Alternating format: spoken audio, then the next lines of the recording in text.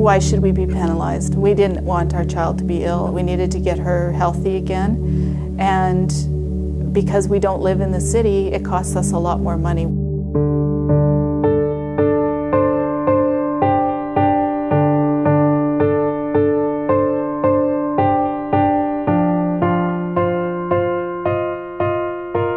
Jessie's treatment plan was for 6 months, so we spent probably 6.5 to 7 months in and out on a regular basis, once a week.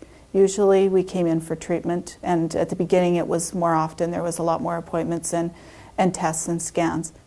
She pretty much got what she wanted when she was sick. If we were in the city the night before and she wanted to go and eat somewhere special, then we did it, because the cost wasn't even an issue, because she may go 2 or 3 days without eating after that once she's had her treatment and she felt bad. Or if she wanted to buy something that made her feel good, then that was what we did. And she never asked for much, but what she did ask for, we tried to give her, and it didn't matter at that point what the cost was.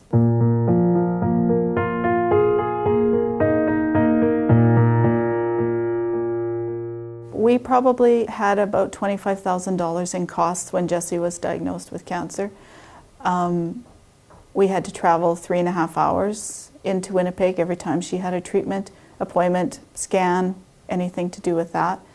Most of that was travel. Some of it was lost wages. I work full-time off the farm, so I had some sick time, but that ran out quite quickly.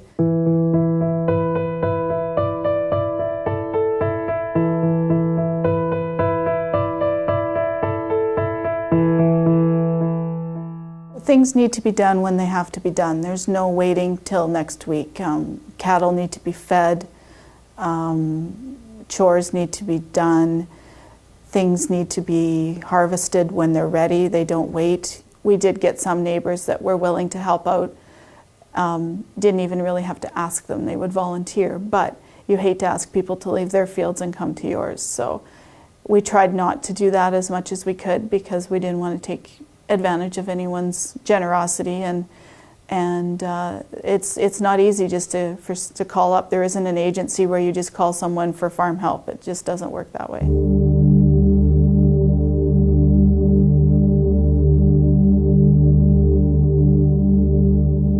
We come from a very small community. I've lived there my whole life. My husband has lived there his whole life. So we knew a lot of people, and a lot of people knew Jessie. And our community rallied around us and her and had fundraisers and stuff to help. But tomorrow she could have something else, or I could have something else. And you can't ask people to keep coming to your rescue. So if we had not have had our community stand behind us, it would have been very, very difficult.